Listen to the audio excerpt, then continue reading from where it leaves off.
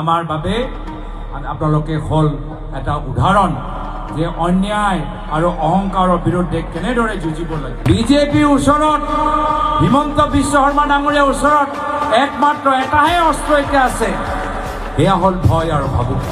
মাজুলীৰ ভিতৰত প্ৰাক্তন মুখ্যমন্ত্ৰী, প্ৰাক্তন বিধায়ক সৰ্বানন্দ সোণোৱাল ডাঙৰীয়াৰ ছবি আমি কোনো দেখা পোৱা নাই।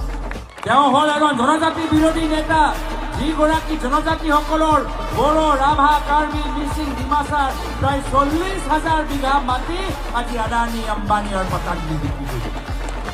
কিন্তু যিসকলে আবেদন কৰিছে যে তেওঁলোকৰ 100 দিয়া পট্টা বাইদী পট্টা হ'ব, তেওঁলোকৰ একো কাম হোৱা নাই। কিন্তু চাৰিওফালে হিমন্ত বিশ্ব শৰ্মা ডাঙৰীয়া গম পাই গৈছে যে ক'ত কিমান মাটি আছে, আৰু তাতে নিজৰ পৰিবাৰ যোগেদি মাটি ল'বলৈ আৰম্ভ কৰিছে। আজিৰ তাৰিখত অসমৰ ভিতৰত মাত্ৰ এগৰাকী মানুহৰ উন্নয়ন হৈ আছে, মাত্ৰ এটাহে ঘৰৰ উন্নয়ন হৈছে, মাত্ৰ এটাহে পৰিয়ালৰ বিকাশ হৈ আছে, মাত্ৰ এজন মানুহৰ দপদপনি চলি আছে। আমি এনেকুৱা অসম নিবিচাৰো। আমি সকলোৱে মিলি জুলি